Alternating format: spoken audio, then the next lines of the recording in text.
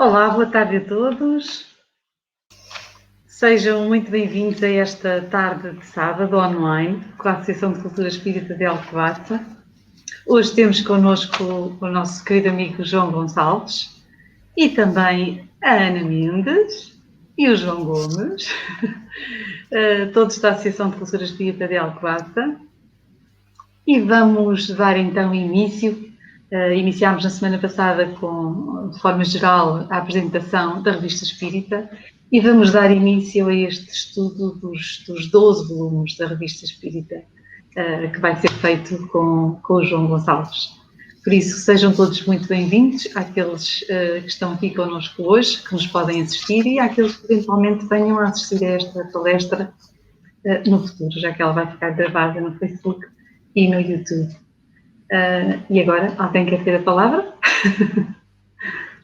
Posso ser eu? Então, boa tarde a todos, sejam todos bem-vindos mais uma vez. Obrigada pela oportunidade que me é dada de estar aqui nesta aprendizagem em conjunto e que estou muito grata pela vossa confiança. A todos, o meu muito obrigada e até já. Então, ok.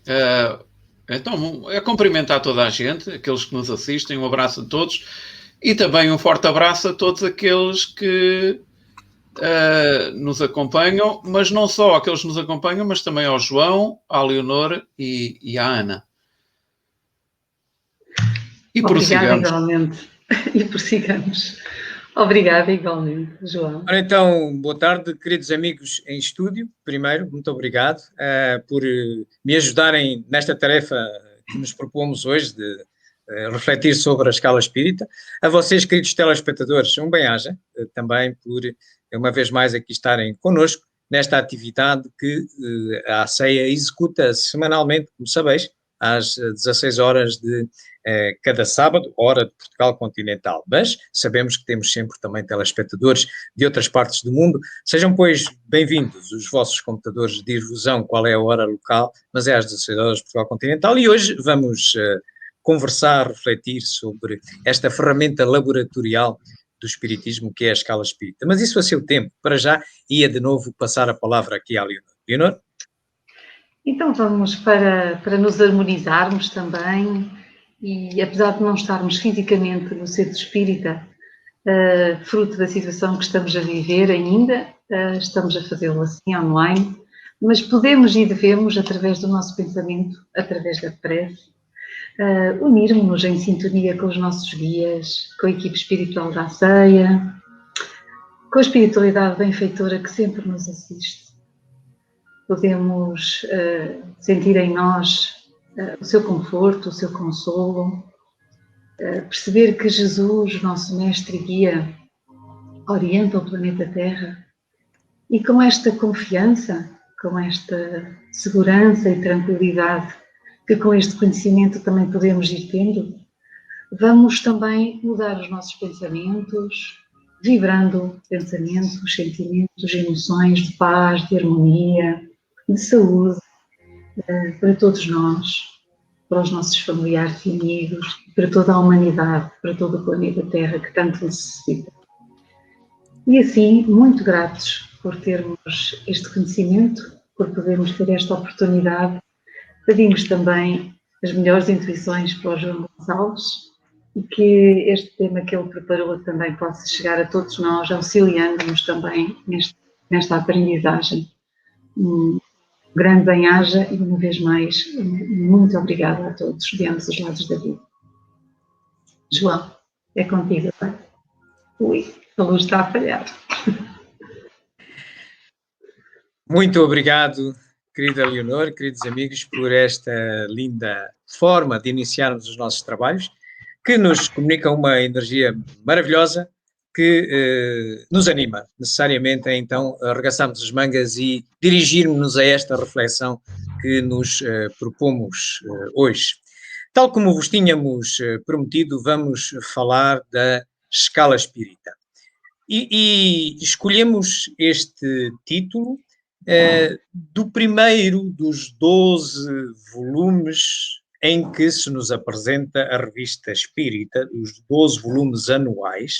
Kardec, embora sendo uma publicação mensal, ele, ao final de cada ano, para ser mais conveniente para os estudantes do Espiritismo e para a consulta da obra, ele agrupava 12 fascículos mensais num volume anual. E nós decidimos conduzir o estudo aqui na ACEA desta forma, agora numa sequência de 12 palestras, que é os anos em que Kardec produziu ele próprio a revista Espírita. Nós irmos escolhendo um tema de cada ano para servir de aperitivo, digamos, de estímulo a que estudeis a revista Espírita, que é não somente a coluna vertebral, a coluna maior do edifício da codificação fundamental, como adiante veremos. E então, neste ano, nós escolhemos a Escala Espírita. É um artigo que vem logo em fevereiro de 1858 e é de extrema importância porque é como se fosse um instrumento de medida a usar no laboratório espírita. Como se fosse um metro, um quilo, uma massa de 1 quilo para comparar. Só que aqui é os espíritos, ok? Muito bem. Então vamos a este tema, recordando que a revista Espírita é, tão somente, como já vos vínhamos dizendo, uma das 11 obras fundamentais da codificação espírita. É Kardec quem o afirma. Neste catálogo racional de obras para se fundar a Biblioteca Espírita, que ele deixa escrito em março de 1869. E do conjunto das 11 em termos de títulos, que podem ser 22 se considerarmos volumes, pelas razões que acabamos de vos apresentar, porque a revista Espírita pode-se apresentar em 12 volumes anuais, então 12 mais 10, porque as outras obras são todas monovolúmicas, daria 22 volumes ou 11 títulos. Portanto, em termos de títulos, são 11. Portanto, a revista Espírita é uma delas, das obras fundamentais, muitas vezes ignorada, mas que tem uma importância fulcral no edifício da codificação fundamental. Insere-se numa natureza que nós chamamos de especializada, do mesmo tipo das obras como A Viagem Espírita 1862 ou Os Caracteres da Revelação Espírita, a par da mais conhecida codificação básica, de natureza básica, que são estas 5 obras que aqui vemos em baixo, e das obras de iniciação, são aquelas 3 obras que ali vemos em cima. Vamos, pois... Well, happy birthday to you. Happy birthday, there you go, to you. Saudar este bebé que no mês de janeiro fez 163 anos de idade. É a segunda obra da codificação fundamental mais antiga. Como vos recordareis, a primeira é o Livro dos Espíritos, que também, no fim de semana passado, fez a brilhante soma de 164 anos. Depois, a seguinte mais velha, digamos assim, é esta, é a Revista Espírita, que fez 163 em janeiro deste ano, porque começou a ser publicada em 1858, no mês de janeiro. Ora bem, recordemos brevemente o porquê, a natureza desta obra, portanto, porque é que Kardec a escreve. É um recapitular daquilo que tínhamos já abordado em termos gerais, mas recordendo, como vos dissemos, depois do Livro dos Espíritos, que é a mais antiga das obras da codificação, surge esta exatamente passado uns meses, estão a ver? Portanto, em 18 de abril de 57, Kardec lança o Livro dos Espíritos, vivia aqui nesta rua de Paris, que é a Rua dos Mártires 8, naquela porta que ali está, cor-de-rosa, ou violeta, como quereis chamar, o número 8, entra-se por ali adiante, tem um corredor, depois tem um pátio interno, e era numa casa que está para esse pátio interno. Portanto, e ele é vivendo aqui que ele, em 1 de janeiro de 58, começa a lançar a Revista Espírita, segunda obra mais antiga da codificação, embora de uma natureza diferente, uma natureza especializada e não de uma natureza básica, como era o Livro dos Espíritos. Se olharmos para o mapa de Paris, ele vivia ali, Estão a ver, aqui está Paris Central, temos aqui o Rio Sena, temos aqui uma ilha no meio do rio, é a ilha de Notre-Dame. Ele vivia um bocadinho a norte, ali onde está aquele número 6, era a Rua dos Mártires 8.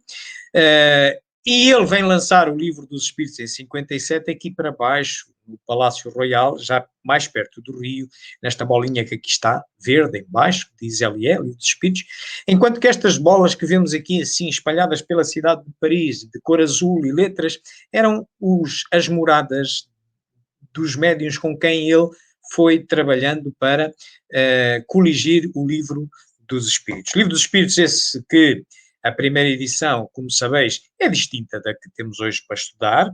Ele reviu esta obra, como todas as outras, mas esta é a campeã das revisões.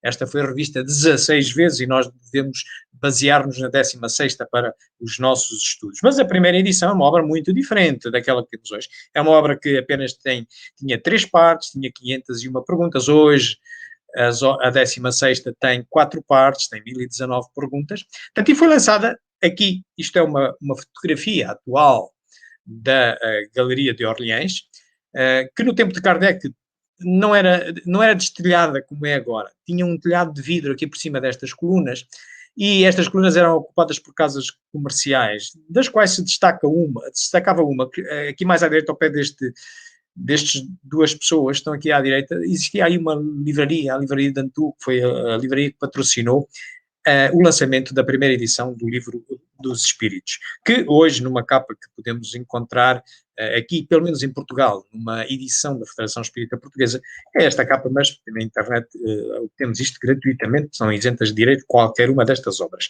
Os meses vão andando e ele sente necessidade de, no início do ano seguinte, começar a lançar, então, a Revista Espírita. É um jornal de espiritismo, é um jornal de estudos psicológicos, que, como ele também dizia na altura, uma vez que há uma estreita relação relativamente aos objetos de estudo entre o espiritismo e os estudos psicológicos, pelo menos no tempo de Kardec ele assim o considerava. Aqui temos a capa da primeira edição, do mês de janeiro, primeiro ano da Revista Espírita. Ela é uma edição mensal e Kardec vai publicando até morrer. É ele que prepara todos os fascículos mensais, em número de 136, até ser surpreendido pela morte em março de 1869. Mas a primeira, efetivamente, começa em 58. Uma capa possível de encontrarmos em formato físico é esta que aqui está, mas como vos disse, são obras isentas de direitos, pelo que poderemos descarregar na internet nos tempos atuais, em PDF, e ler com facilidade.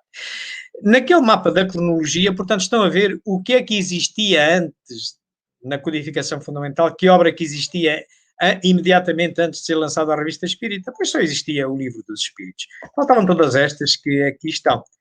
Portanto, ele, ao lançar todas estas obras, e quando nós hoje já conhecemos o conjunto completo, nós podemos agora ver que há obras de natureza distinta. Se aqui nós verificamos, reparem, ele começou o Livro dos Espíritos, aqui está um pouco cronologia. 1857 é uma obra básica. Depois ele sentiu necessidade de ir para uma obra especializada, mas depois sentiu necessidade em 59 ir a uma obra de iniciação, porque as pessoas lhe pediam algo, uma obra mais simples para se iniciarem nos estudos, em vez de ter que ler 501 respostas no Livro dos Espíritos, ou ter que consultar, já na altura já havia 18 fascículos da Revista Espírita. Portanto, depois, em 61, torna a publicar mais uma obra básica, o Livro dos Médiuns. Depois sente necessidade de voltar a publicar uma obra de codificação, uma obra especializada, assim sucessivamente. Portanto, isto, afinizando e por cronologia, dá-nos esta organização. Isto é, temos aqui 3 obras de iniciação aqui em cima, a primeira em 859, o que é o Espiritismo, depois em 62 o Espiritismo na sua expressão mais simples, e a última, que é por onde até devemos começar os nossos estudos, o resumo da lei dos fenómenos espíritos, em 64. Depois temos aqui, na segunda linha, temos aqui as ditas do Pentateuco, que muita gente confunde, tomando a parte pelo todo, confunde como sendo estas da codificação fundamental. Não é verdade. não é Kardec quem considerou assim. Kardec considerou que a codificação fundamental são estas, e vem no primeiro capítulo do Catálogo Racional, que temos aqui à direita. E, por fim, mais 3 obras, entre as quais esta, a Revista Espírita, que são obras especializadas no sentido de quantidade e qualidade. Isto é, por exemplo, na Revista Espírita nós encontramos de todo o género de assuntos que vieram depois integrar as outras obras a partir de 58. Todos os géneros de assuntos. Kardec utilizava a Revista Espírita para discutir assuntos, questões filosóficas, mudar de opinião, inclusivamente, como ele fez várias vezes. Já, por exemplo, estas outras, as seguintes, a Viagem Espírita de 1862 é muito específica, faz o relato de uma viagem, embora depois fala em vários assuntos, impressões que ele colheu do desenvolvimento do espiritismo nessa altura, ou, por exemplo, os caracteres da revelação espírita é muito focalizada nos caracteres do espiritismo, quer como filosofia, quer como ciência, que até depois é aproveitado para uma das partes que integram a Gênese, a última obra básica. Portanto, agrupando por natureza e cronologicamente, temos estes 3 subgrupos. Na altura, o que é que estava também? Pois só tínhamos esta antes de ser lançada a Revista Espírita. Perante um manancial de conhecimentos deste género, e porque estamos numa doutrina que até tem obras de iniciação, como é que nós as devemos começar a estudar? Logicamente, se temos obras de iniciação, devemos começar da mais recente para a mais antiga. Porquê? Porque a mais recente reflete ideias mais maduras. E o Espiritismo é uma obra dos homens, encarnados e desencarnados. E não é por acaso que Kardec reviu todas as obras, exceto a Viagem Espírita de 1862, porque a natureza é um relatório de uma viagem, ou ocorreu ou não ocorreu. Não há aqui questões de opinião. Tem todas as outras, não. Há questões filosóficas e científicas e, portanto, é natural que a última versão do Livro dos Espíritos é melhor que a primeira, necessariamente, mais madura.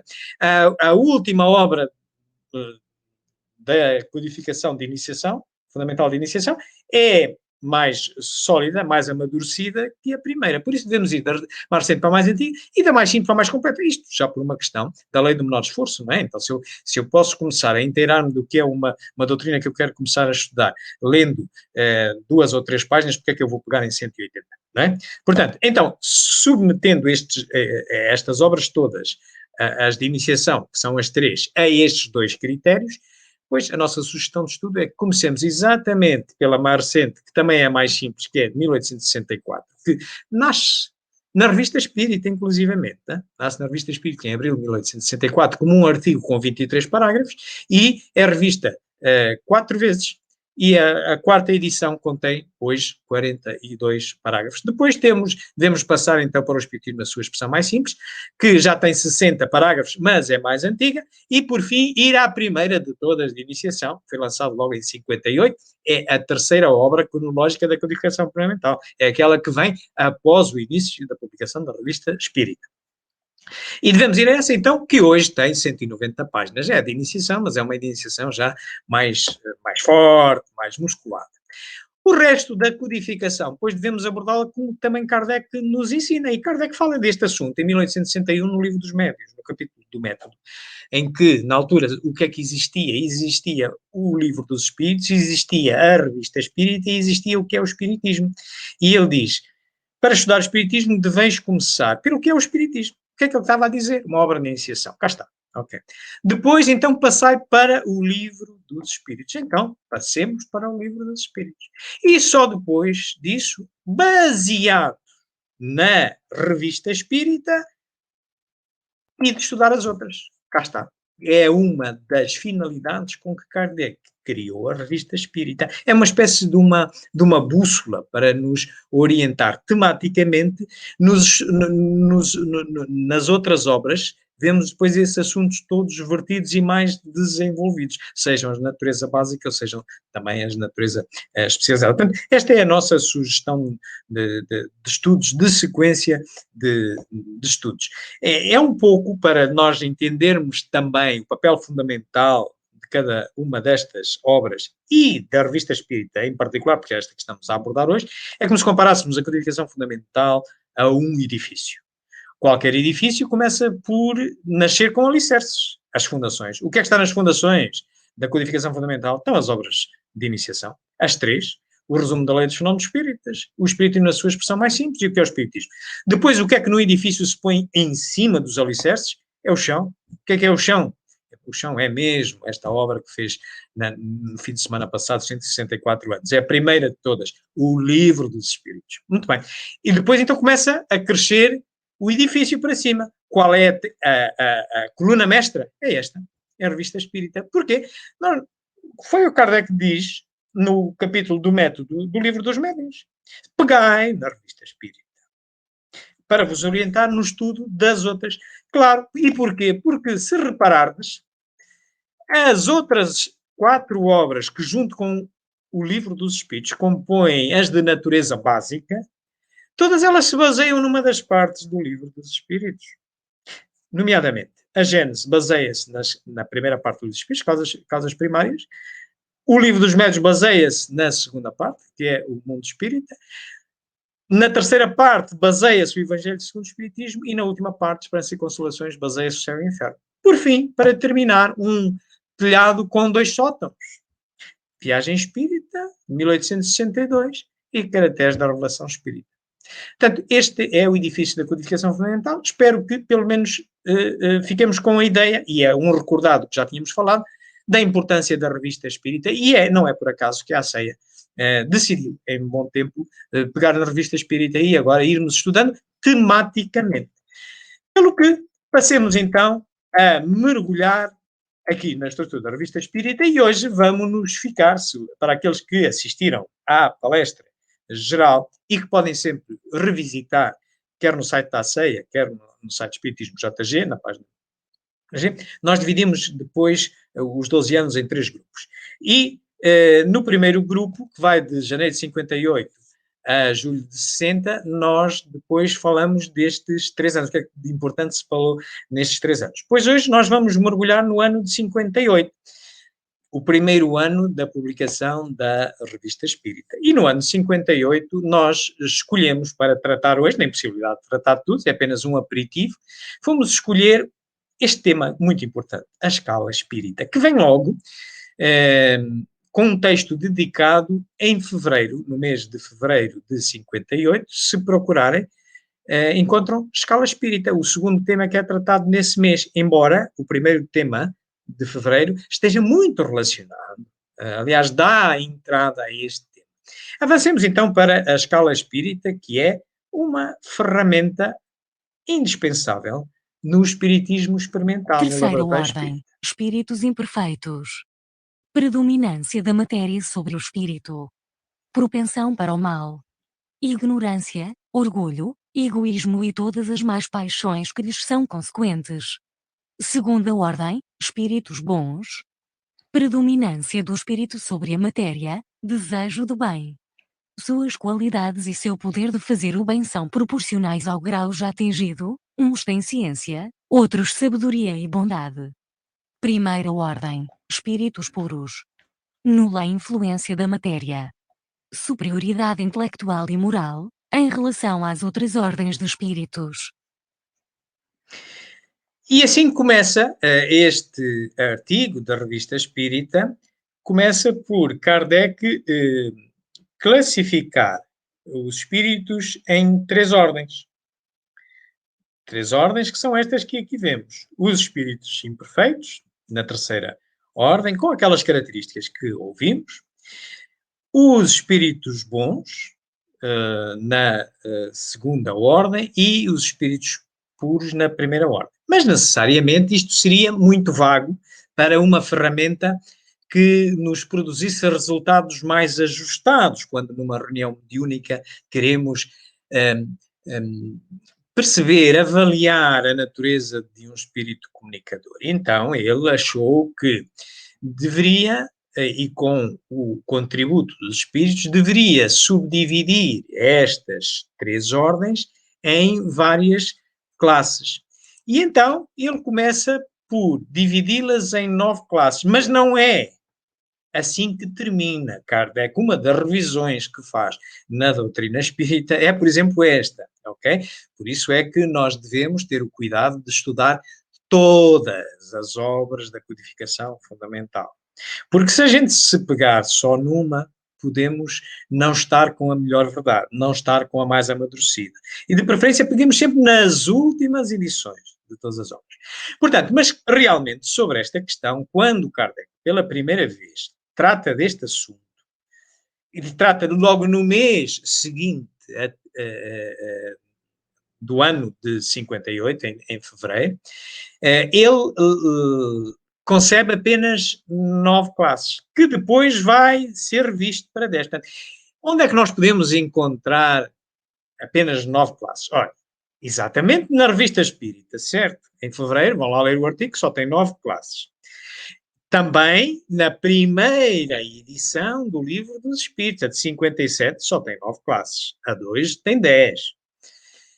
Também encontramos numa obra que não pertence à codificação fundamental, que é esta que encontramos aqui ao fundo, à esquerda, de 1858, que é as Instruções Práticas para as Manifestações Espíritas. É uma brochura que veio a ser substituída em 61 pelo Livro dos Médiuns, e que Kardec sentiu necessidade, naquele mesmo ano, em que já tinha Livro dos Espíritos, Revista Espírita, ele, por exemplo, foi pegar neste artigo, este artigo está lá metido. Este artigo da Escala Espírita é um dos artigos que lá está metido, com 9 classes, não é com 10, com 9 classes.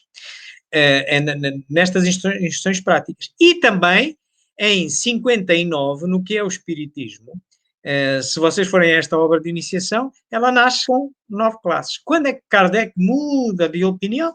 Muda de opinião com a segunda edição do Livro dos Espíritos, em 1860, e seguintes. No Livro dos Médiuns já tem 10 classes, no resumo da Lei dos Fenómenos Espíritas já tem 10 classes, Céu e Inferno 10 classes, Gênesis 10 classes. Portanto, de segunda edição de março de 1860 para diante, ele muda de opinião e introduz o que é conhecida hoje por sexta classe. A que é conhecida hoje por sexta classe, que já vamos ver. Porquê? Porque, claro que, se vocês imaginarem, se nós tivermos um metro em que só tem 2 pontos, o do início e o do fim, e não tiver nenhuma divisão, nós só conseguimos avaliar ou algo que tenha mesmo 1 metro, ou se tiver menos de 1 metro, só podemos dizer que tem menos de 1 metro, quando muito tem entre metade e 1 metro, ou tem entre metade e 1/4, estão a ver? Mas se tivermos 1 metro dividido em 100 partes, em 100 centímetros, nós já podemos ser mais precisos. Então, quanto mais classes nós temos, então temos uma ferramenta mais resoluta, com maior resolução. E Kardec sentiu essa necessidade. E por isso, a escala espírita hoje, à data de hoje, embora encontremos com 9 e com 10, pelas razões que já vos dissemos, nós devemos ir ao pensamento mais amadurecido. E é as 10 classes que encontramos nestas obras. E ele então, já num primeiro esforço de resolução, de aumentar a resolução desta ferramenta laboratorial, ele concebe categorias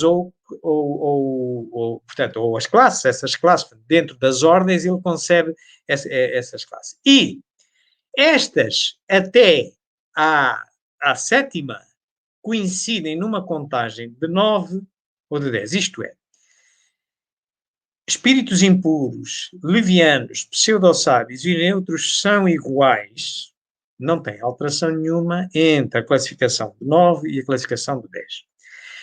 Na classificação de 10 surge esta, ok? Que não existia na classificação 9. Na classificação 9, depois dos espíritos neutros, saltava-se logo para a segunda ordem com os espíritos benévolos. Não existia a dos espíritos perturbadores e batedores. Que em 1860 Kardec introduz mais esta. É como meter mais uma subdivisão no metro, para ser mais precisa a avaliação.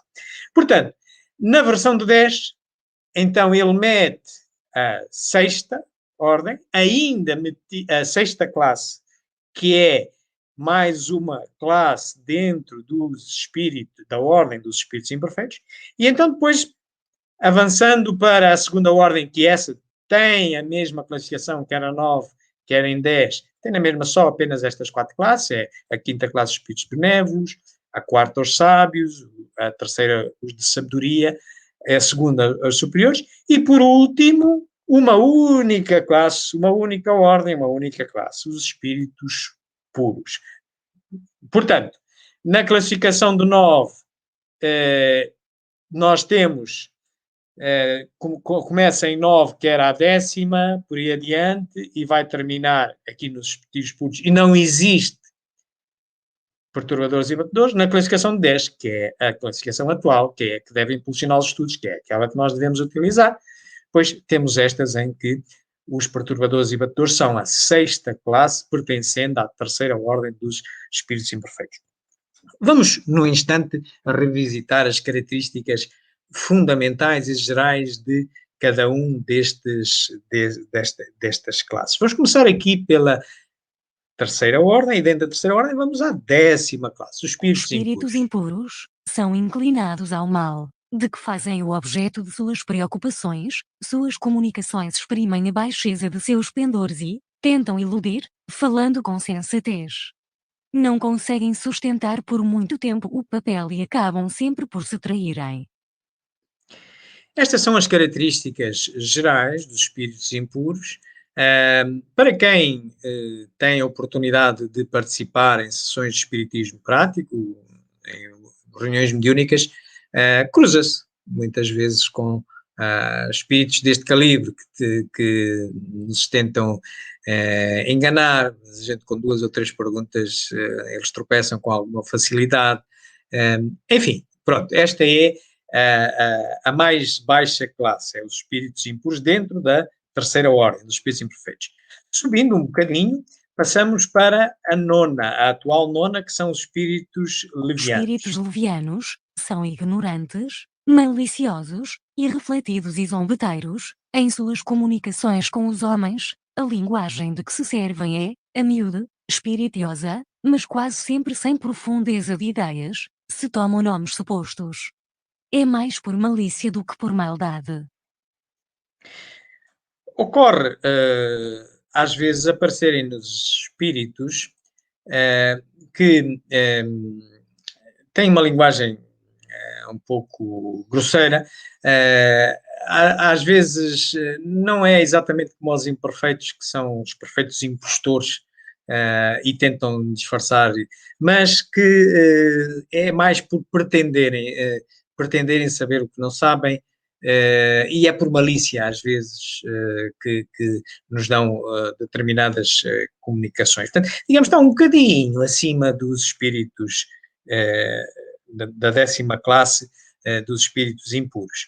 Subindo um bocadinho mais na escala, passamos à 8ª classe, que são os pseudo-sábios. Espíritos pseudo-sábios dispõem de conhecimentos bastante amplos, porém, creem saber mais do que realmente sabem. A linguagem deles aparenta um cunho de seriedade, de forma a iludir com respeito às suas capacidades e conhecimentos. Mas, em geral, isso não passa de reflexo dos preconceitos e ideias sistemáticas que nutriam na vida terrena. Este tipo de espíritos abundam muito também, pretendem mostrar um conhecimento um bocado dogmático, pretendem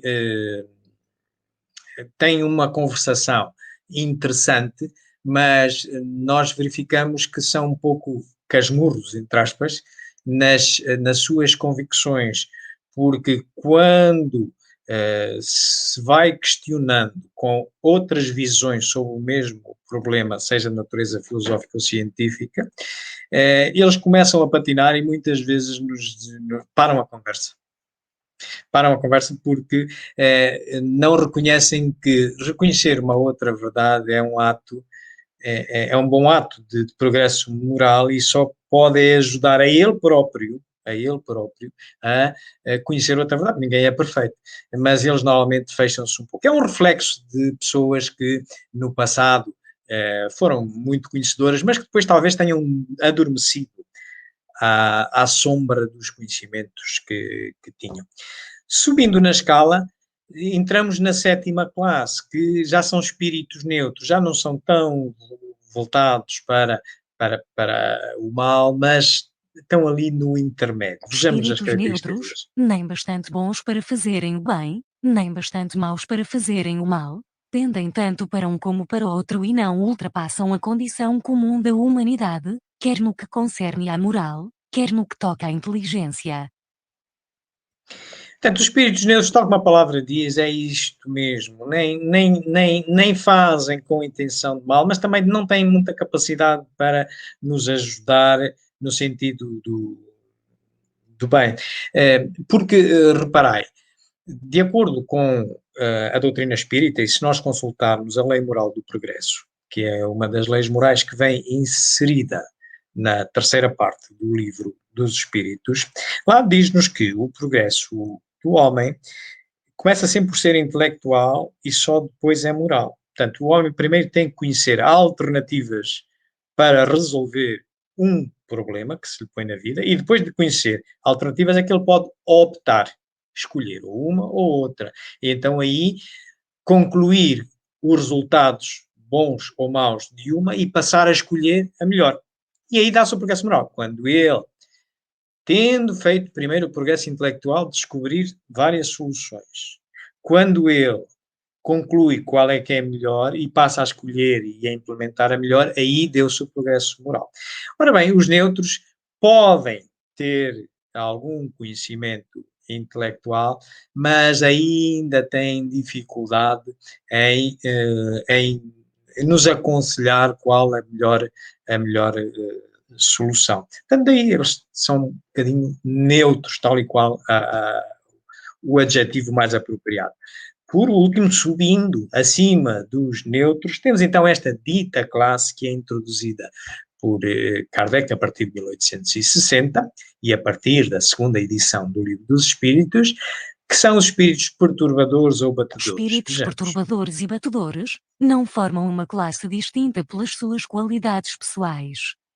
Podem caber em todas as classes da 3ª ordem.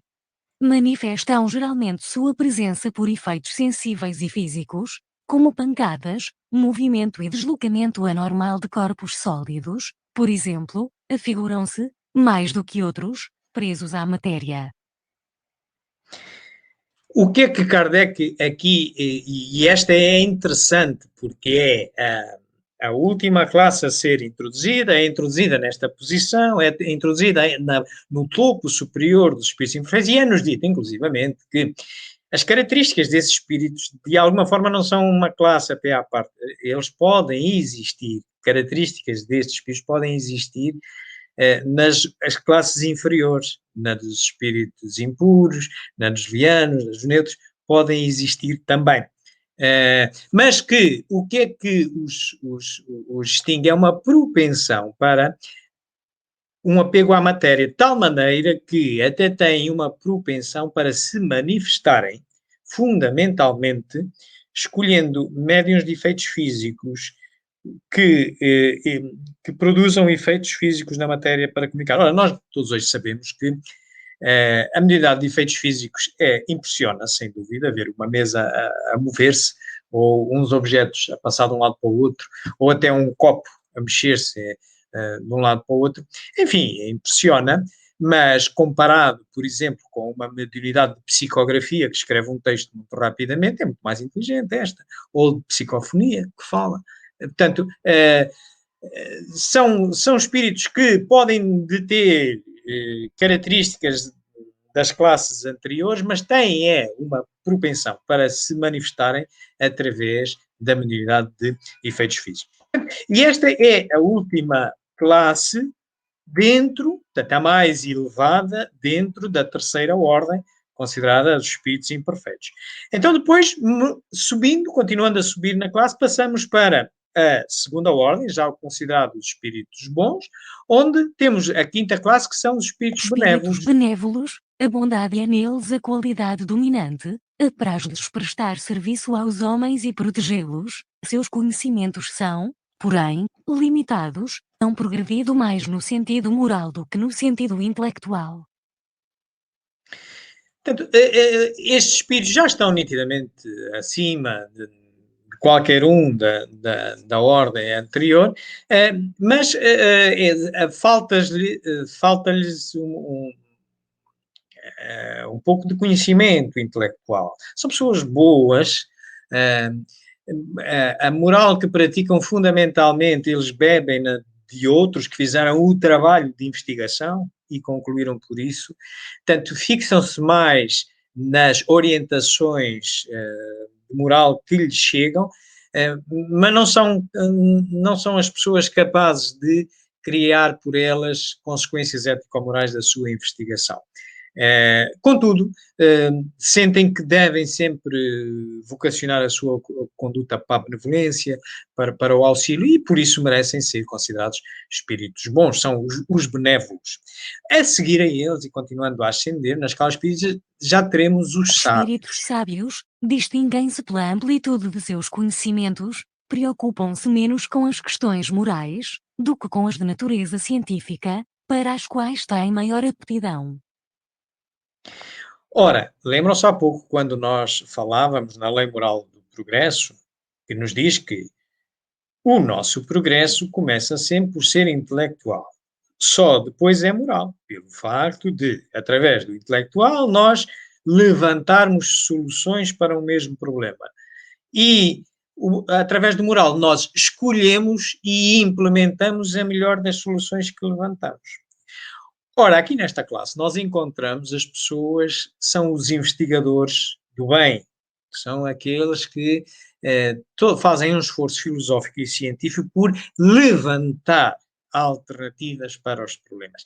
Mas estão muito apaixonados por isso, isto é, ainda não conseguem dar bem o passo em frente. Mas sim, aquilo que eles apresentam como soluções são soluções muito boas, mas ainda não conseguiram dar o passo bem característico para o progresso moral. Privilegiam mais as questões científicas, as questões intelectuais, do que as questões morais. Mas é certo que o progresso do homem só se manifesta através da elevação moral. Mas também é certo que a elevação moral só se manifesta depois da elevação intelectual, certo? Portanto, temos aqui esta classe, a classe quarta, a seguir a eles... As qualidades morais da ordem mais elevada são o que os caracteriza, sem possuírem ilimitados conhecimentos, são dotados de uma capacidade intelectual que lhes faculta juízo reto sobre os homens e as coisas. Estes seres acrescentam em relação aos sábios o ver pelo outro lado, ver o copo do outro lado. Já são indivíduos que associam a um grau notável de conhecimento intelectual, já conseguem associar um conhecimento moral, já conseguem retirar dali as consequências ético-morais. Portanto, digamos que já são como que, enquanto uns são uns explicadores, os sábios explicam tudo, é como uma pessoa que está num negócio e mostra todos os produtos, sabe tudo de todos os produtos que tem no seu negócio, e outro que, sabendo tudo isso, o patrão do negócio até diz, mas olha, eu para o seu caso em concreto, do que eu sei, da sua experiência e das suas necessidades, eu aconselho que compre aquele outro artigo. Portanto, é aqui a mesma coisa, os de sabedoria são capazes de, perante as alternativas todas que se põem, que vêm do conhecimento intelectual, ele ser capaz de indicar para cada caso, dar orientações de sabedoria. Por isso se diz de sabedoria. Por fim, a classe mais elevada dos espíritos bons, os ditos superiores. Esses em si reúnem a ciência, a sabedoria e a bondade, da linguagem que empregam se exala sempre a benevolência, é uma linguagem invariavelmente digna, elevada e, muitas vezes, sublime. Comunicam complacentemente com os que procuram de boa fé a verdade, afastam-se, porém, daqueles a quem só a curiosidade impele.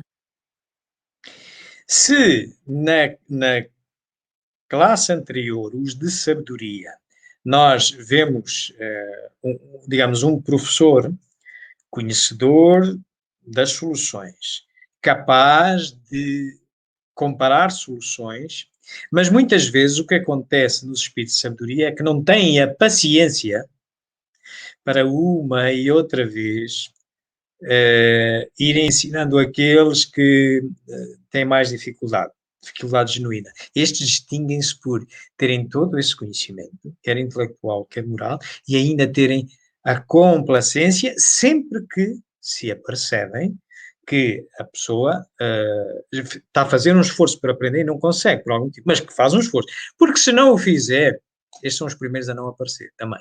Ok? Portanto, mas são estes que têm a paciência, a complacência para ir comunicando aquilo que já sabem, o seu conhecimento intelectual, que já deu origem a conhecimento moral, a que somam essa complacência, que é, no fundo, também parte da caridade cristã, como se costuma, como Cristo nos disse, que não é só a questão da esmola, mas é também ser benevolente com as faltas dos outros,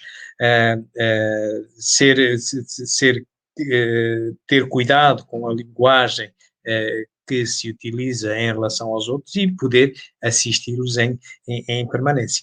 Portanto, isto esgota a ordem dos espíritos bons. Por fim, e raramente ouvidos, porque estamos num mundo em que não abundam assim tantos, mas uma vez por outra vêm alguns, como seja Cristo, grandes profetas, são os espíritos puros, esses que já fizeram toda a evolução. Espíritos puros percorreram todos os graus da escala e se despojaram de todas as impurezas da matéria, não têm mais que sofrer provas, nem expiações. São os mensageiros e os ministros de Deus, cujas ordens executam para manutenção da harmonia universal. Podem os homens pôr-se em comunicação com eles, mas extremamente presunçoso seria aquele que pretendesse tê-los constantemente às suas ordens. Nesta classe, vou citar um exemplo, Jesus Cristo. E vou citar um exemplo mais pela última parte. São os mensageiros de Deus, são os profetas, aqueles de quem Deus se serve para, num determinado mundo, ajudar os outros. Não quer dizer que terminaram a sua evolução. Não. Para nós, do ponto de vista em que nós estamos olhando para eles estão tão avançados que nos parecem que já estão, já passaram, já são perfeitos. Não é verdade. Perfeito só existe Deus. Mesmo os puros têm grau de evolução, só que já estão dispensados daquilo que nós ainda necessitamos como do pão para a boca, que é das encarnações, das expiações e das provas. Estes já não precisam, para a sua evolução já não precisam.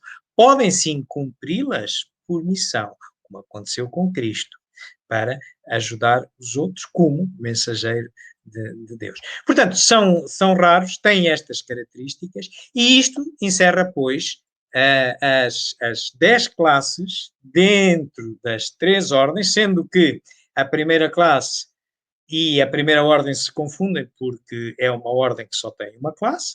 A segunda classe dos espíritos bons tem estas 4 e, finalmente, a terceira classe aos dias de hoje tem estas 5 classes, dos quais a 6ª classe é a classe que veio ser introduzida nesta ferramenta laboratorial espírita a partir de 1860 com a 2ª edição do Livro dos Espíritos. Queridos amigos, era isto que eu tinha para vos trazer sobre esta ferramenta laboratorial espírita.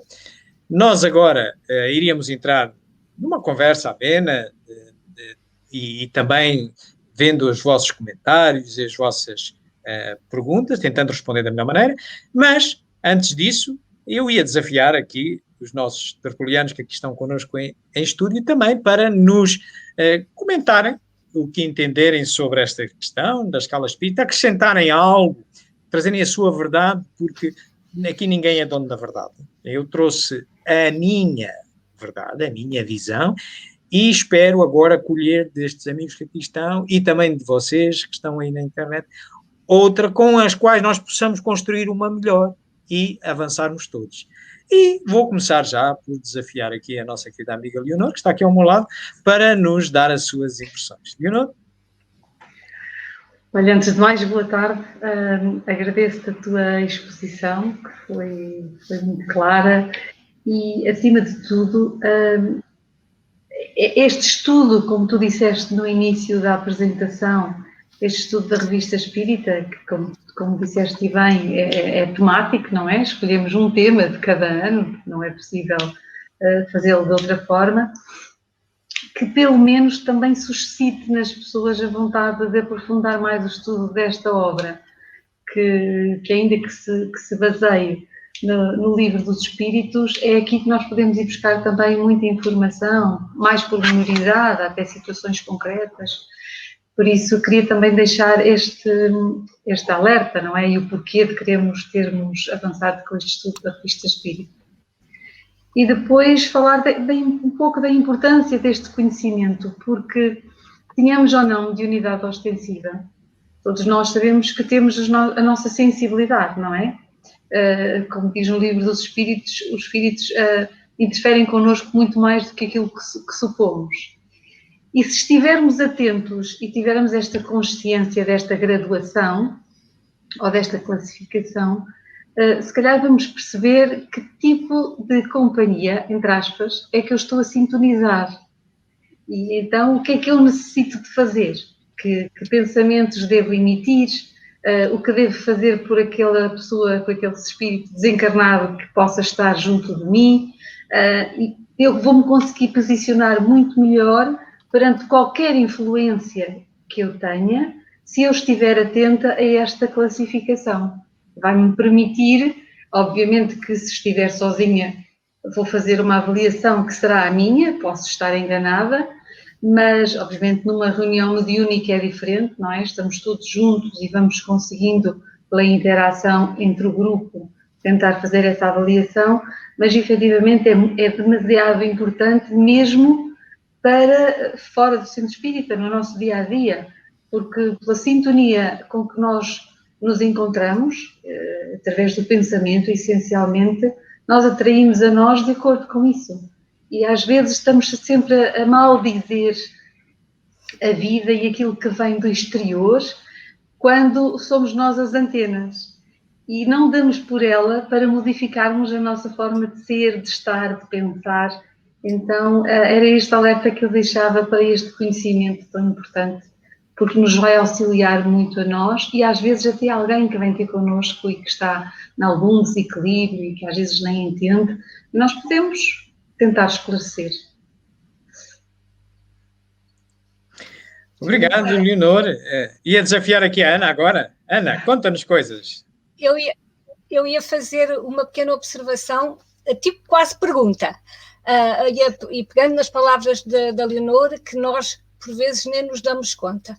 Esta classificação que Kardec fez, tão pormenorizada, nós, enquanto espíritos em evolução e pela lei do progresso, nós temos a consciência desta evolução ou deste estacionar nesta escala espírita, ou inclusivamente nós já conseguimos perceber que em determinado momento, em determinados dias, nós passamos por estes degraus todos como que maquinalmente, não fazemos aquele esforço para nos elevarmos, porque embora seja através do nosso esforço que nós nos elevamos, como é lógico, mas no nosso no dia-a-dia corrente, nós podemos passar por esta escala dos espíritos da terceira ordem à segunda, claro, da primeira ainda não, como é lógico, mas esta escala em que nós estamos inseridos entre a terceira e já alguns, e vamos dizê-lo, porque não, porque eu acho que também não podemos ser tão humildes e dizer que não temos já espíritos de segunda ordem, da segunda ordem entre nós. Claro que sim que temos, e acho que devemos também referir isso. As pessoas vão evoluindo e todos nós vemos no nosso dia-a-dia já pessoas que têm esta capacidade de sabedoria, de benevolência, que é natural, não vamos estar agora a dizer que não existem, mas o espírito comum, onde eu me enquadro, entre a terceira classe, ou a terceira ordem, aliás, nós, por vezes, aqueles que já temos o conhecimento, já nos vamos dando conta da variação que durante o dia nós vamos tendo, mas é tão natural que se calhar ainda não nos vamos dando conta, e é aqui que eu faço o desafio mais pergunta do que comentário, se esta gradação de evolutiva nós vamos adquirindo-a conscientemente ou nós vamos paulatinamente avançando. Hoje já conseguimos pelo pensamento retrair aquele pensamento porque já sabemos que não nos convém. Hoje aquela ação que ontem era tempestiva, hoje se calhar já a fazemos de forma mais suave, já temos alguma contenção. Este género de raciocínio que vamos elaborando, porque a doutrina espírita isso também nos exige, por isso é que nós estudamos, nós já temos a consciência desta conquista em nós, mas em termos práticos, se calhar não nos damos conta desta gradação da escala evolutiva, desta escala espírita. E a pergunta, é quase que a pergunta que eu queria referir, é: em termos práticos, nós damos-nos conta desta evolução ou ela faz-se contínua, sem nós estarmos a pensar muito o que estamos a percorrer? Diz. Era essa a explicação, diz. Não, Ana, eu estava a fazer sinal para intervir, Não estava a perceber, mas queria-te deixar acabar de falar. Sim, diz. Já terminaste? Já. Eu estava a fazer sinal pelo seguinte. Mas eu tinha estava aqui a ver, exatamente. Desculpa. Sim, não tem importância. Devias, inclusivamente, terminar o que tinhas a dizer. Mas eu tinha aqui, exatamente nos meus apontamentos, e que penso que poderá ser um contributo também, entre outros, para essa questão que tu expuseste. E esse contributo, no fundo, é uma reflexão sobre esta forma como Kardec agrupou estas diferentes formas e posicionamentos evolutivos que, no fundo, é disto que se trata na escala espírita. São um conjunto de grupos que definem determinados pontos de evolução espiritual, portanto, ao longo do nosso progresso evolutivo. E porquê é que eu digo isto? Porque isto teve essencialmente um caráter pedagógico, porque nós sabemos que para estudar um assunto, já no tempo de Aristóteles e Platão era assim que acontecia, o facto de se agrupar conjuntos de características ou determinados conjuntos que permitem que, do ponto de vista pedagógico, nós consigamos compreender um processo, neste caso evolutivo, mas também Kardec também alertou, nomeadamente no livro dos Médiuns, quando ele, nas observações preliminares, ele diz que, referindo-se, portanto, à escala espírita, que esta classificação, aliás, nada tem de absoluto. Apenas no seu conjunto, cada categoria apresenta caráter definitivo. Eu estou a citar. Definido, exatamente, e estou a citar. De um grau a outro, a transição é insensível. Nos limites, os matizes se apagam. Como nos reinos da natureza, como nas cores do arco-íris, e este exemplo das cores do arco-íris é excelente, porque todos nós já vimos um arco-íris e vimos que as cores não estão perfeitamente definidas, mas que há um esbater nos pontos de transição de umas cores para as outras, e que, portanto, temos que entender, a meu ver, e a ver no ver do próprio Kardec, que nos deixou esta informação e este alerta, de que, efetivamente, a escala espírita tem um caráter pedagógico de estudo, de nos dar a conhecer estes pontos de referência essenciais do processo evolutivo, mas que não existe portanto, uma forma estanque de separação entre cada um destas ordens e, portanto, e destas classes.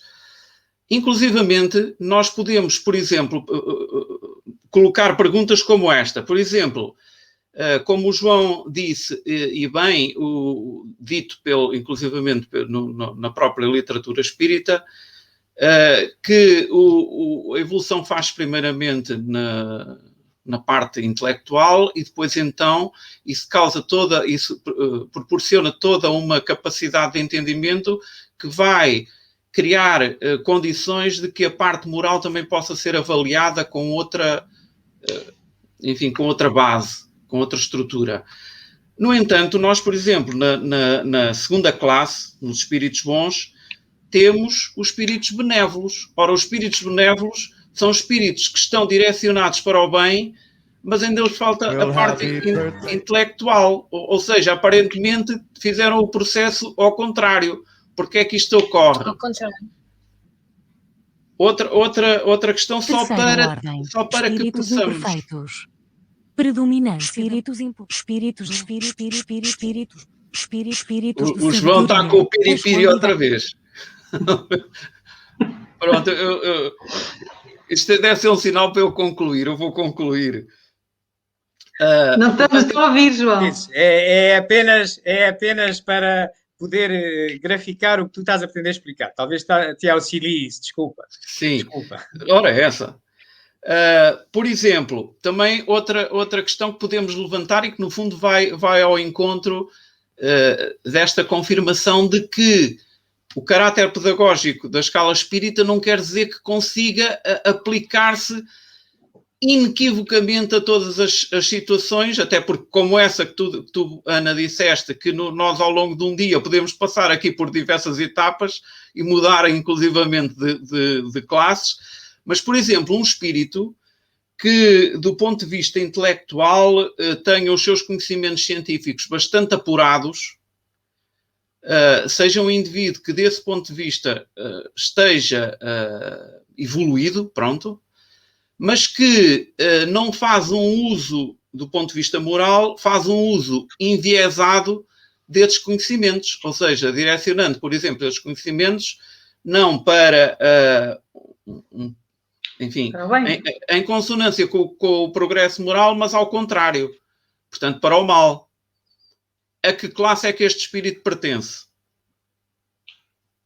Pronto, isto são questões para reflexão. Agora deixo à vossa consideração. Eu gostei muito de ouvir estas opiniões e esta equação desta pergunta interessante que a Ana colocou. Mas gostava de acrescentar uma outra visão, ver o mesmo problema agora de um outro prisma, segundo outra perspectiva, que é a perspectiva da ferramenta. O João já nos leu até aquela parte das noções preliminares do Livro dos Médiuns, onde também se fala nisto, em que, tal como se fala a respeito das leis morais ou do Livro dos Espíritos, que se diz que aquelas 10 é uma catalogação que nós precisamos, nós seres humanos precisamos dar-nos mais jeito de ter uma catalogação, mas que nada tem de absoluto. Aqui também nada tem de absoluto, pelo que é difícil nós posicionarmos claramente numa determinada classe, um determinado espírito. Podemos ter ideia se ele está mais para um lado, mais para o outro, enfim, e compará-lo com outros. Isto nós, ao vermos isto de outra perspectiva, que era aquela que eu agora gostava de trazer, é a perspectiva do próprio instrumento de medida. É assim, nós, para medirmos uma realidade, nós pegamos num metro e vamos lá, e aquilo tendo os centímetros todos, a gente mede uma coisa exata, não é? Ok. Se tiver 10 classes ou tiver 10 divisões, a gente pode mais ou menos meter entre a 9ª e a 10ª e tal. Mas se tivesse 100, nós até éramos capazes de ser mais precisos. Contudo, é a nossa ferramenta de medida. Não quer dizer que outras pessoas não utilizem uma outra ferramenta e que no fim cheguem à mesma avaliação. Vamos imaginar, olhando para as ferramentas de medida, sistema métrico internacional, que tende a ser um sistema universal. O metro, o quilo, portanto, sistema internacional de medidas. Mas não é esse o único que existe. Mas para o sistema imperial não existem lá litros, existem galões, quartos, mas também mede quantidades com outras classes, digamos, outras classificações. Pelo que há esta relatividade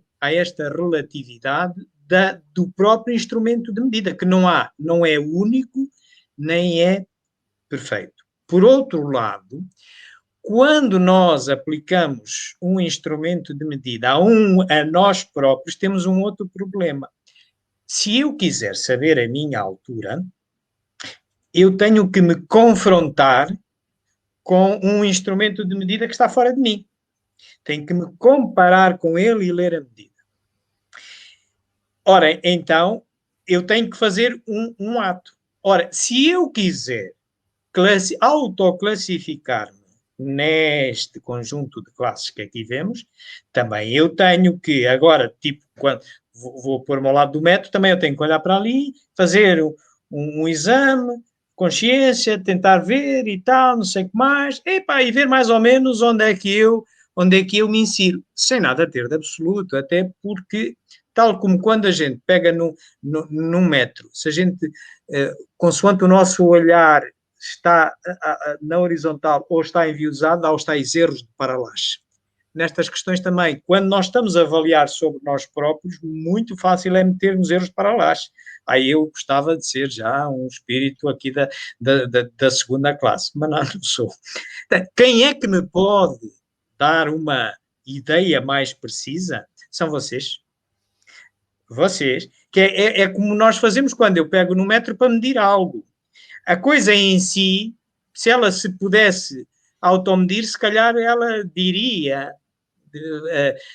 favorecer-se-ia, etc. Portanto, o que eu valho é mais preciso reunindo as opiniões das terceiras pessoas. Pelo que Kardec utilizava esta ferramenta mais para avaliar, não para uma autoavaliação, mas para uma avaliação de terceiros. Claro, sujeitando-se ele a que também se lhe aplique esta medida. Se ele agora aparecer aí numa reunião mediúnica incógnito, alguém lhe aplicará também esta tabela que ele cresceu.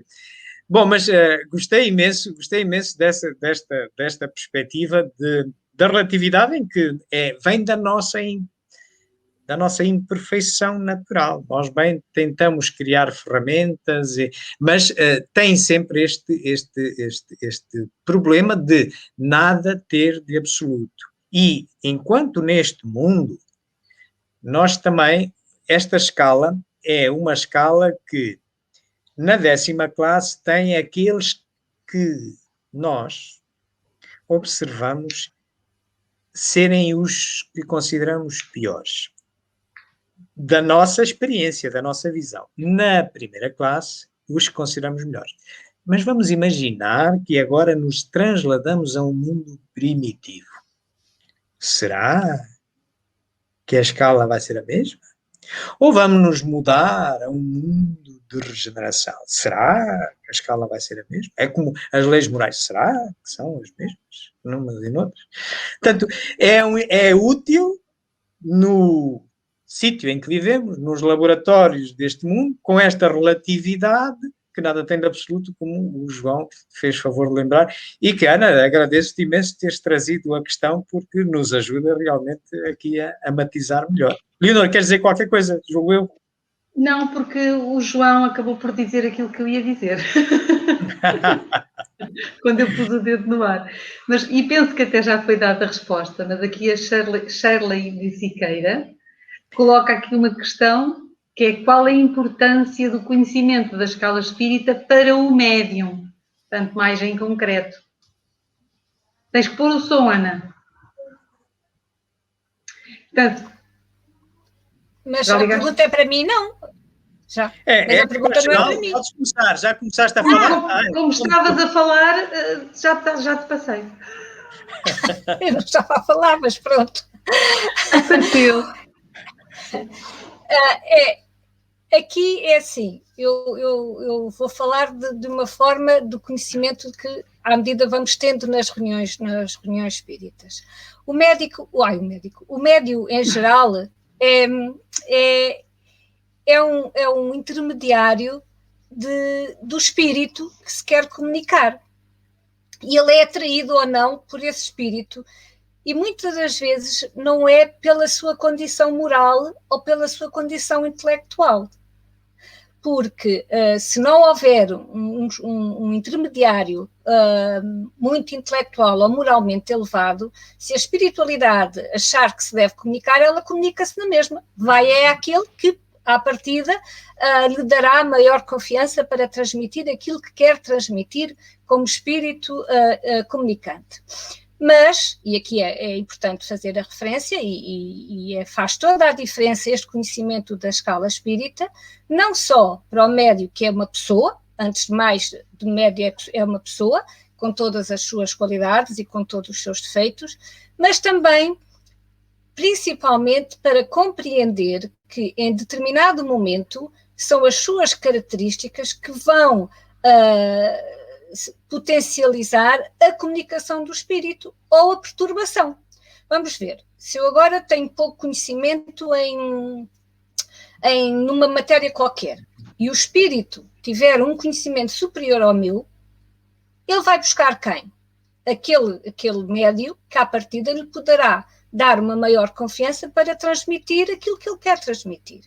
Mas se eu à partida for moralmente inferior e os meus pensamentos basearem sempre na mediocridade, se eu for para uma reunião mediúnica, quais são os espíritos que se aproximarão de mim com uma maior facilidade? Para já, talvez para um pouco para perturbar o ambiente. Vai logo à partida aquele médio que, por natureza, já tem essas qualidades. Por isso, é tão importante esta escala espírita, não só para o conhecimento do próprio, independentemente de ser médio ou não, mas para uma maior confrontação na reunião mediúnica. Por isso é que nós dizemos, e quem já fez o CBE, o curso básico de Espiritismo, que se estuda esta escala, faz parte do estudo, é muito importante que nós saibamos, quando vamos para uma reunião mediúnica, primeiro que tudo, nós temos que interiorizar a nossa capacidade de serenar os pensamentos, porque são os pensamentos que depois nos levam a atrair os outros espíritos. Ora, se eu estiver numa reunião mediúnica só a pensar naquilo que a outra me fez de maldade, qual é o espírito que se vem aproximar?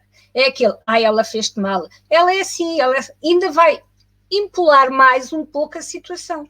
Por isso, esta escala espírita é de uma excelente oportunidade para que nós possamos compreender nas reuniões mediúnicas quem se aproxima do médio. No entanto, também é importante dizer que a espiritualidade bondosa só permite que entrem aqueles que nos sejam mais úteis, e sendo mais úteis no sentido também de nos aperfeiçoarmos e de compreendermos a necessidade de nos melhorarmos e pelo autoconhecimento. Por isso, esta escala espírita não só é importante para uma reunião mediúnica, porque tem a importância de conhecermos quem são os espíritos que se comunicam, mas principalmente para no nosso dia-a-dia, como a Leonor inicialmente disse. Porque depois, o que é que nós vamos levar para uma reunião mediúnica? Aquilo que fizemos durante o dia, porque não são 5 ou 10 minutos antes que eu vou me mentalizar que vou ser muito boazinha para poder receber um espírito bom, porque se eu antes estiver sempre com pensamentos menos bons ou com atitudes que não me edificam, como dizia Paulo Tarso da outra vez, tudo me é lícito, mas nem tudo me convém. Por isso é tão importante nós, no nosso dia-a-dia, compreendermos esta escala espírita para nós mesmos, como depois projetarmos na reunião mediúnica.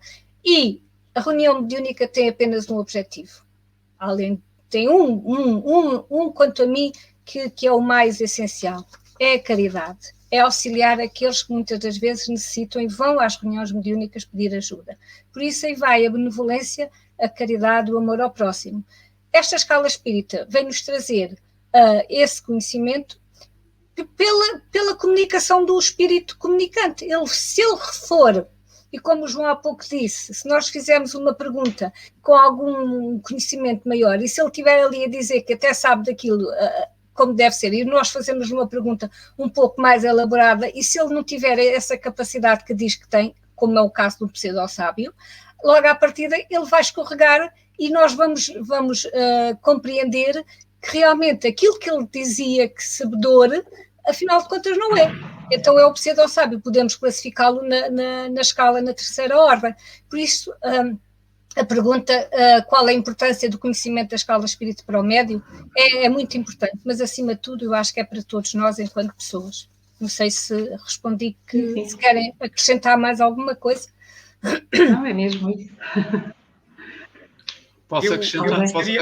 Força, João. Força, João, vai tu. Eu não era bem acrescentar, era mais frisar, porque de facto, e respondendo mais uma vez à Shirley, de facto a escala espírita é bastante importante conhecer a escala espírita também para quem é médium, porque também não é por acaso que um dos livros onde a escala espírita está bem detalhado é exatamente o livro dos médiuns. O livro dos médiuns. E está no livro dos médiuns porque o tal objetivo pedagógico que eu falava e também que o João já disse, portanto, já falou há pouco, que no fundo esta escala é uma espécie de um instrumento de medida para medir essencialmente, apesar também, como já foi dito, servir para nos medirmos a nós próprios, mas ele foi criado especialmente para conseguir perceber entre os espíritos que se comunicavam a que classe é que eles pertenciam e para percebermos assim com o que é que podemos contar. E então, desse ponto de vista, sem dúvida que o conhecimento da escala espírita, o estarmos atentos em termos de comunicações, estarmos atentos a determinados pormenores que são característicos dos diversos espíritos que se comunicam, porque é essa a forma pela qual nós poderemos ter alguma noção da maior ou menor confiança nas comunicações que obtemos, porque também como o Kardec nos disse e sempre fez questão de o frisar, os espíritos não sabem tudo, os espíritos não têm a verdade absoluta e os espíritos respondem ou comunicam em função daquilo que também é o seu grau evolutivo e o seu grau de conhecimento. Pronto, era este frisar daquilo que ao fim e ao cabo também já foi dito e passava então a palavra ao João. Olha, posso só dizer uma coisa? Nós também no livro dos médiuns, também há lá uma frase, agora não me ocorre o capítulo, em que podemos também ler, que diz João, o apóstolo, olha, o outro João, que para que nós tenhamos atenção aos espíritos e ver se os espíritos são de Deus, porque para não sermos enganados. E Erastos também diz que vale mais repelir 10 verdades do que aceitar uma mentira. Lá está, porque os espíritos, como o João Paulo disse, não sabem tudo. Por isso é tão importante, mais uma vez, referir que esta escala espírita nos traz essa mais-valia para o nosso dia-a-dia. Leonor. O João queria falar. Só dizer uma coisa rápida. Esta pergunta está excelente, Shirley, e eu só ousaria ainda expandi-la um pouco mais, no pressuposto de que todos somos médiuns, isto é, todos, de alguma vez, sentimos a presença dos espíritos. Nós é que reservamos o termo de médium para aqueles que revelam essas capacidades de uma forma muito mais evidente, muito mais ostensiva. Mas todos somos médiuns. Então, esta pergunta até pode ser feita de uma forma mais ampla, dizendo qual é a importância do conhecimento da escola espírita para qualquer um, para o ser humano. E indo por esta perspectiva, já que todos somos médiuns, portanto, por ser humano, eu até ousaria agora usar de novo a metáfora da finalidade para que nós criamos instrumentos de medida. Qual é a importância para nós de eu ter uma balança em casa que me meça a quantidade de alimentos que eu comprei numa determinada loja? É eu a perceber-me de uma forma que é universal, é um código universal, que eu posso falar com um amigo meu, com uma amiga, ou voltar à loja e dizer, o senhor enganou-me. Eu comprei 1,5 kg e o meu amigo só pôs aqui 1 quilo, porque eu fui à casa, tem lá uma balança e medi e só me deu isto. Portanto, serve para que, por um lado, nós possamos confrontar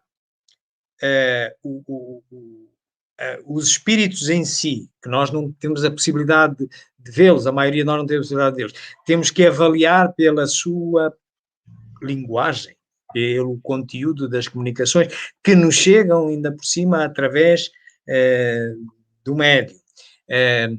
Mas, portanto, seja mesmo através do próprio, já que todos somos médios, né? Seja mesmo através do próprio, já que todos somos médios. Mas nós podemos errar. Se eu não tiver uma balança em casa, como é que eu chego à conclusão que eu fui enganado por quem me vendeu? Eu paguei 1,5 kg e ele só me deu 1 quilo. Eu chego a casa e digo assim, epá, a última vez que eu fui àquela loja comprar 1,5 kg, epá, o saco vinha mais cheio. Este saco está mais vazio. E eu volto lá a dizer, olha, na última vez eu lembro-me que o saco vinha mais cheio e agora está mais vazio. E o senhor vai dizer, não, eu pesei 1,5 kg. Eu pesei 1,5 kg. Não vou ter hipótese. Se eu, entretanto, chegar a casa e tiver medido, tiver pesado e anotei, tirei uma fotografia e tudo, 1 quilo. Amigo, está mal, dê-me cá o resto. É diferente. O outro fica confrontado com uma verdade mais aceite, que tem aquela característica que Kardec também nos ensina, que a gente deve utilizar no Laboratório de Espírito, controle universal do ensino dos espíritos. Portanto, o controle universal dos ensinos espíritos é a confirmação das mesmas opiniões por vários espíritos. Portanto, quando nós temos uma escala, é um meio comum de aferição já comprovado por vários, não é? Portanto, e é mais fácil nós estabelecermos uma comunicação, é mais fácil nós evoluirmos mais facilmente e não nos perdermos tanto depois em imprecisões. Era isso só o que eu queria dizer. Obrigado. Leonor, tu querias dizer qualquer coisa? Sim, não era bem em relação à pergunta da Shirley, mas na sequência da resposta, do final da resposta da Ana, que sem dúvida nenhuma as reuniões mediúnicas têm o imenso, enorme objetivo da caridade, do auxílio àqueles que em necessidade necessitam daquele choque anímico, não é? E até daquela comunicação, de serem acolhidos, de serem orientados e encaminhados. Mas não podemos descurar aqui de todo um papel da reunião mediúnica, que foi assim que surgiu a codificação espírita, e que é também o papel da investigação. E que isso significa que estudemos e que aprendamos, de acordo com aquilo que Kardec nos trouxe através da codificação espírita, e que percebamos, como ele tanto nos deu evidências disso, que à medida que nós vamos trabalhando, investigando, aprendendo, vamos também tirando as nossas conclusões, tirando as nossas ilações e construindo ou reconstruindo também, ou sedimentando a nossa visão das coisas, não é? Por isso, e que eu acho que se faz muito pouco atualmente, não é? Pelo menos eu não tenho muito conhecimento disso, que é efetivamente a área da investigação, e em termos mediúnicos. E na sequência disto até temos uma pergunta da Rosário, que eu penso que o João já está de olho nela, que é precisamente isto, não é? Obviamente que à altura, na época, era necessário para que chamasse a atenção, não é? Que fosse desta forma, não é? Certamente hoje em dia já não seria necessário que isto acontecesse. Mas nesta altura, na altura em que começaram a acontecer estes fenómenos de forma tão generalizada, foi quando tudo é de acordo com as nossas necessidades, e realmente era a altura em que, digamos, a humanidade estaria preparada para iniciar este processo, este novo conhecimento, novo para nós termos acesso a ele, porque ele existe desde que a humanidade existe, não é? Mas para que efetivamente, e homens com a capacidade de investigação, de discernimento, de racionalidade, como Allan Kardec, não é? Tão pedagogo, que tenha já também da sua formação, poder fazer esta investigação de forma séria que fez, que criou esta codificação. Não sei se alguém quer agora responder, dizer algo mais a esta resposta à Maria do Rosário. Posso dizer? Claro. Sim. Então, em relação a esta questão da Rosário, eu diria que na obra da criação tudo tem um fim útil, nada é perdido, tudo tem uma finalidade útil. É como dizia Lavoisier, na natureza nada se perde, nada se cria, tudo se transforma. Portanto, não há nada que se passe na obra da criação que, inclusivamente, aquelas coisas que nos parecem mais negativas num determinado momento, mas todas elas concorrem depois para um bem maior, para um processo evolutivo. É como os nossos erros. Nós, quando erramos, no momento, o erro parece uma coisa negativa, mas, na realidade, o erro, para além de ter consequências negativas, também serviu de aprendizagem, por exemplo. Portanto, neste caso, também, se todos os espíritos, independentemente do grau em que se encontram, concorrem para esse bem maior do que é o processo evolutivo, sem dúvida, como coloca a Maria do Rosário, sem dúvida que eles também tiveram um papel importante neste processo de dar a conhecer o lado espiritual através desse tipo de fenómeno que é mais impactante. Já agora aproveitava que dizia também uma coisa relativamente àquela analogia do João sobre a questão do metro ou dos instrumentos de medida e que tornam a questão desta avaliação que nos é proporcionada pela escala espírita é que uma coisa é quando estamos perante ciências exatas, em que estamos a comparar dimensões ou medidas e que aquilo inequivocamente vai caber num determinado departamento, numa determinada faixa de medidas, de quantificação. Agora, no caso do espiritismo, ainda é mais desafiante porque não estamos perante ciências exatas, porque estamos a lidar com inteligências que podem ter variações autónomas, como todos nós sabemos, somos autónomos na nossa inteligência. E na vontade? Como? E na vontade? E na vontade, e como diz Allan Kardec, isto é uma escala que acaba por não ter nada de absoluto, apesar de ser a melhor referência que nós temos para avaliar, de facto, os espíritos que se nos comunicam. Olha, eu vou ser rápida.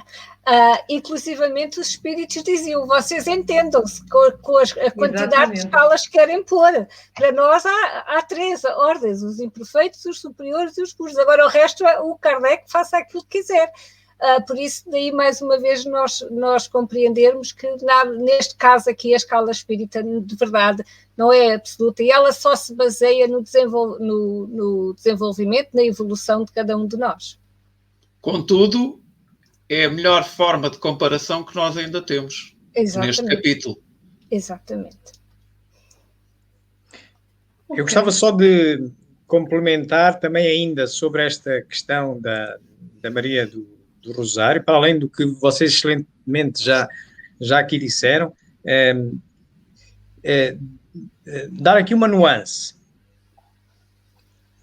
Quando Kardec introduz esta classe, ele realmente sublinha, e nós ouvimos, ele dizer que, na realidade, isto não é uma classe de per si, porque nós podemos encontrar as características destes espíritos nas outras classes mais baixas da terceira ordem. Contudo, nós trazemos-la aqui por uma preferência, uma apetência que estes espíritos, independentemente das características que os poderiam colocar numa outra qualquer mais inferior, têm pela manifestação de efeitos físicos. Estamos em 1860, quando Kardec introduz esta classe. Ora, em 1860, Kardec está à beira de publicar o Livro dos Médiuns. O Livro dos Médiuns é publicado em janeiro de 61. Ele estava a trabalhar afincadamente já no Livro dos Médiuns. E no Livro dos Médiuns, para aqueles que já o consultaram, quando ele fala nas manifestações espíritas, na segunda parte, depois das noções preliminares, ele vem lá fazer de novo uma catalogação, mas isso é inevitável, nós temos que andar com catalogações, por assim que nos entendemos, é da nossa imperfeição. E ele diz assim: há 2 grandes grupos de capacidades mediúnicas, as inteligentes e as de efeitos físicos. Muito bem. E naquele tempo, também Kardec já vinha manifestando, se nós consultarmos a Revista Espírita, os relatórios de viagens que ele vinha fazendo. Ele começou por fazer viagens logo em 60, viagens espíritas, 60, 61, 62. Portanto, e ele, se formos ao relatório da viagem espírita de 60, ele, que vem a Lyon, ele logo diz que já estavam numa fase, estavam a 3 anos de ter sido lançado o Livro dos Espíritos, já dizia que ele sentia que as pessoas já tinham dado um passo mais importante. Isto é, a curiosidade já estava a passar. Curiosidade que era excitada pelas manifestações físicas, as mesas girantes, os fenómenos que impactavam mais a vista, os sentidos físicos, e que as pessoas já estavam a ver mais além destas manifestações em si, estavam-lhe a perceber o sentido filosófico. Portanto, na realidade, o que Kardec não esteve aqui a menosprezar ninguém quando não os incluiu logo, quando incluiu esta classe, esteve mais a mostrar uma especial apetência por uma capacidade, porque, em boa verdade, Kardec interessa-se pelas questões do espiritismo exatamente por via das mesas girantes, uma manifestação de efeitos físicos. Depois é que vai entendendo que poderá haver lá outras coisas. Mas é tão só uma forma, os primeiros espíritos que ele vá lá, as mensagens que ele recolhe, ele recolhe-as de uma forma muito, muito embrionária, por esta técnica, não é? Dos efeitos físicos. Depois é que ele vai experimentando e vai vendo que, afinal, o ser humano, como capacidade orgânica, consegue até contatar com os espíritos de formas mais diretas, mais fáceis, é que eles chamam mais inteligentes. Não quer dizer que se um espírito bom, quiser trazer-nos uma comunicação, a mim, que sou nitidamente da 3ª classe, quiser nos trazer a uma comunicação, se o médium, eu não tendo mediunidade ostensiva, o médium de que ele se vai servir, ele vai procurar, se possível, um que tenha propensão para manifestações inteligentes, ou da psicofonia, ou da psicografia, para que seja uma coisa mais rápida. E se ele não tiver? E se ele não descobrir, ali à volta de mim, um médium, mas só um de efeitos físicos? Vai deixar de faltar a caridade de me dar a mensagem? Não, vai-me dar, sei lá, faz-me cair alguma coisa, faz-me cair um livro da prateleira e ele abre naquela página que é para eu ir ler, por exemplo. Portanto, não quer dizer, não se associa assim à partida a apetência para a capacidade, que não se associa diretamente à elevação do espírito. Até porque estes Kardec não é por acaso que, ao introduzir esta classe, porque é que ele a põe no primeiro lugar daquele grupo a que ela pertence, que é das imperfeitas. Exatamente para se salvaguardar, não dizer, bem, isto tanto pode acontecer cá em baixo como cá em cima. Portanto, tem a ver com uma forma particular, preferencial de se manifestar. Bom, amigos, já falei pelos cotovelos, desculpai. Não faz mal, eu penso que não há mais perguntas. Penso eu que não, há alguns comentários, mas perguntas acho que não. E assim, se calhar, iríamos dar por terminada. Agradecendo a todos, àqueles que estão aqui em estúdio connosco e àqueles que nos acompanharam nesta tarde. Obrigada pelos comentários, pelas questões, por esta dinâmica que é possível irmos tendo assim online. Obrigada à Ana, obrigada ao João Gomes e obrigada a ti, João Gonçalves, por este estudo, por este trabalho, que agora vamos nos encontrar em maio com a Revista Espírita 1859, certo? Exatamente, e vamos falar das características científicas da doutrina espírita, em particular científicas, mas como a ciência é filha da filosofia, vamos revisitar todas estas questões, vamos consolidar e comprovar porque que é uma filosofia e é uma ciência, e naturalmente vamos nos socorrer, tal como aqui fizemos. O sabor, o que nós quisermos transmitir com a importância do estudo da Revista Espírita, acho que ficou subejamente aqui demonstrado. É mesmo a trave mestra do edifício que nos leva às outras obras. Por isso mesmo, nós, depois de identificarmos este tema na Revista Espírita, fomos vê-lo refletido noutras obras da codificação fundamental. E então também cá vamos trazer as obras da codificação fundamental e, por exemplo, aquela onde aparecem as duas únicas definições que Kardec nos deixou de espiritismo, que é numa obra de iniciação, fundamental de iniciação, que é o espiritismo logo no preâmbulo. Já hoje aqui também foi falado. Obrigado, amigo. Ok, obrigada a todos mais uma vez. Não sei se querem despedir para depois fazermos a prece final, que eu gostaria que a Ana fizesse. Pode ser? Então eu despeço-me já. Primeiro quero agradecer a oportunidade de podermos estar aqui a debater estes temas que são de grande importância para todos nós. Agradecer também ao João a excelente explanação que fez sobre este tema e pronto, agradecer também a moderação feita pela Leonor e também as intervenções da Ana e também, sem esquecer de agradecer a todos aqueles que de uma forma tão intensa nos acompanharam, com tantos comentários, com perguntas, enfim, com grande dinâmica que se criou. E por isso, grato, despeço-me todos com um abraço e um bom fim de semana a todos.